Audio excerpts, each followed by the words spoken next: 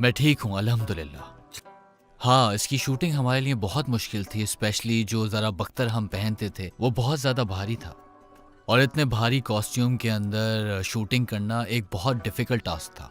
जैसे कि जंग के कपड़ों में आपको पता होगा कमर पे, हाथ पे और सीने पे हुँ। ऐसी चीज़ें पहननी पड़ती थी जो बहुत भारी थी और उन्हें पहनने में वक़्त दरकार होता था, कम से कम 1-2 घंटे। जंग का कॉस्ट्यूम पहनकर वैसे भी जो नॉर्मल मूवमेंट है वो तो बहुत ही मुश्किल हो जाती थी। तो आप ये सोचिए कि उस सारे सामान को पहनकर एक्टिंग करना कितना मुश्किल हो सकता है एक एक्टर के लिए। जहाँ तक मैं इस रोल की बात करूँ तो मैंने अपने इस रोल को बहुत एन्जॉय किया, बल्कि ये कहना मुनासिब होगा कि ऐसा रोल मैं हमेशा से करने की ख्वाहिश रखता था। और जहाँ तक इस रोल में ढलने का सवाल है तो मुझे इसके लिए बहुत तैयारी करनी पड़ती थी और मैं चाहता था कि तूत एंड इकबे का कैरेक्टर अच्छे से निभाऊं और उसकी वजह से हमारी जो ट्रेनिंग्स हुई उसमें मैंने हाँ बिल्कुल मैं चाहता हूं कि मैं पाकिस्तान आऊं और अपने फ़ैन से मिलूं क्योंकि इंस्टाग्राम और फेसबुक पे मुझे इतनी रिक्वेस्ट आती हैं पाकिस्तान से कि मैं चाहता हूं कि मैं पाकिस्तान आऊं और अपने फ़ैन्स का ख़ुद से शुक्रिया अदा करूं। अभी मैं आपके ज़रिए अपने तमाम फैंस को सलाम पेश करता हूँ। मेरा मेरा जवाब शायद आपको फ़नी लगे क्योंकि मेरे दिमाग में खाने और स्पाइसेस आती हैं क्योंकि मुझे खाना खाने का बहुत शौक़ है और स्पेशली स्पाइसी खाना। मैं हमेशा से इतना फिट और सिक्स पैक वगैरह नहीं थे मेरे, लेकिन ये कैरेक्टर करने के लिए मुझे अपना वेट गेन करने की ज़रूरत थी। इसी वजह से वेट अच्छा। बढ़ाया मैंने अपना और इसी वजह से मुझे जिम जॉइन करना पड़ा। काफ़ी मेहनत करनी पड़ी मगर ओवरऑल हुँ। एक्सपीरियंस बहुत ही अच्छा रहा मेरा, क्योंकि जो मेहनत मैंने की वो रंग लाई। अच्छा, अ अ, अच्छा। जहाँ तक आपने पसंदीदा खाने की बात की, तो मैं सब कुछ ही खा लेता हूँ बहुत शौक से।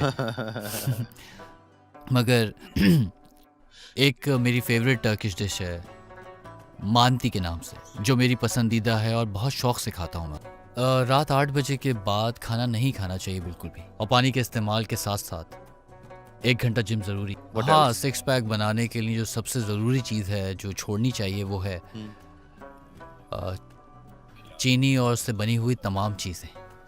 हुँ। व्हाइट ब्रेड अवॉइड करनी चाहिए और चावलों का इस्तेमाल जिस हद तक कम कर सकते हैं, कम कर लें। और मैं समझता हूँ कि नमक का इस्तेमाल ब भी मतलब ये कि नमक जो है वो हमारे ब्लड प्रेशर और बॉडी की दूसरी चीज़ों को अफ़ेक्ट करता है बहुत। अच्छा।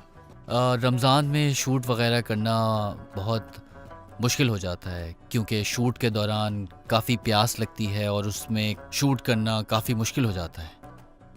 लेकिन अल्लाह का काफ़ी शुक्र है कि वो हमारी मदद करते हैं हमारे काम में।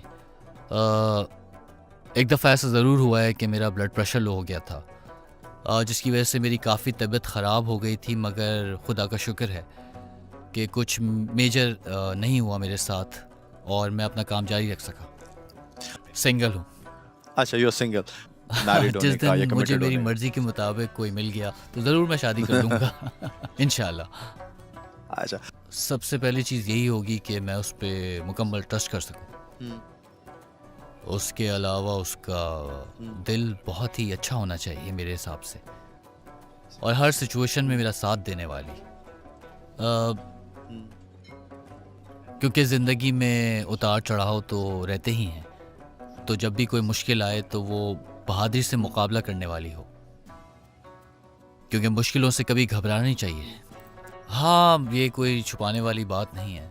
ज़िंदगी में ऐसे लोग ज़रूर मिलते हैं, जिनसे ऐसे तजुर्बात हासिल हो जाते हैं इंसान को। लेकिन मैं ऐसे लोगों से बिल्कुल भी घबराता नहीं हूँ, बल्कि मेरी एक आदत है कि अगर मुझे मालूम हो जाए कि सामने वाला झूठ बोल रहा है, तो मैं उससे बहुत सवालात करता हूँ, ताकि उसकी असलियत सामने आ जाए और वो समझ जाए कि मैं समझ गया हूँ कि वो झूठा है। और हमारी इंडस्ट्री में ऐसे लोग बहुत हैं और हर मकाम पे, हर कदम पे हमें उनका सामना करना पड़ता है।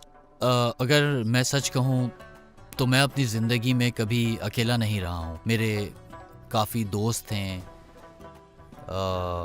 मेरे कलीग्स बहुत हैं और मैं उनके साथ साथ बहुत टाइम स्पेंड करता हूँ और मैं चाहता हूँ कि उनको अल्लाह खुश रखे, क्योंकि उन्होंने मुझे कभी अकेला नहीं छोड़ा।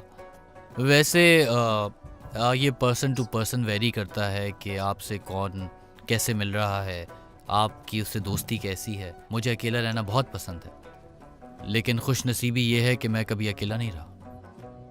नॉर्मली मुझे इतना ज़्यादा फ्री टाइम नहीं मिलता, मगर जब मिलता है तो मुझे फ़िल्में देखना बहुत पसंद है, और उसके अलावा किताबें पढ़ना, म्यूज़िक सुनना, स्क्रीन राइटिंग का भी काफ़ी शौक़। जहाँ तक सवाल म्यूज़िक का है तो ये डिपेंड करता है कि मेरा मूड कैसा है। ज़्यादातर मुझे क्लासिकल म्यूज़िक सुनना अच्छा लगता है, पॉप भी सुनता हूँ, मगर जैसे मैंने आपसे कहा कि मूड पे डिपेंड कर रहा है, क्योंकि मुझे ज़्यादातर सोलफुल म्यूज़िक बहुत पसंद है। तो मैं ये देखता हूँ क्या ये मेरी रूह को तस्कीन दे रहा है या नहीं।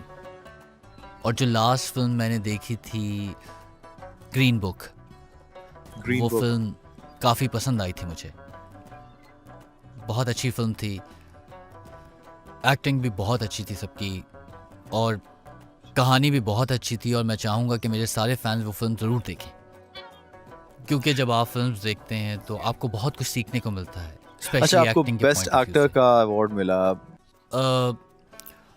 असल में ये अवार्ड जो था वो हम दोनों एक्टर्स को मिला था। जो मेरे ऑपोजिट फीमेल एक्ट्रेस थी बुर्जू करातली, उन्हें और मुझे साथ में काफ़ी पसंद किया गया, जिसकी वजह से ये अवार्ड मिला। जो हमें कैरेक्टर्स दिए गए थे वो बहुत ही नेचुरल थे, और हम दोनों ने ही अपनी तरफ से बहुत मेहनत की, जिसे पब्लिक ने सराहा, क्योंकि जो अवार्ड था वो व्यूअर्स चॉइस अवार्ड था। जी बिल्कुल, मैंने अनकरा यूनिवर्सिटी से सिनेमा और थिएटर में ग्रेजुएशन अपना पूरा मुकम्मल किया है। अच्छा, तो आप ये कह सकते हैं कि पिछले 12 साल से मैं एक्टिंग कर रहा हूँ। जब मैं स्कूल में था, कॉलेज में था, जब भी मैं थिएटर किया करता था, तो बहुत साल लगाए मैंने।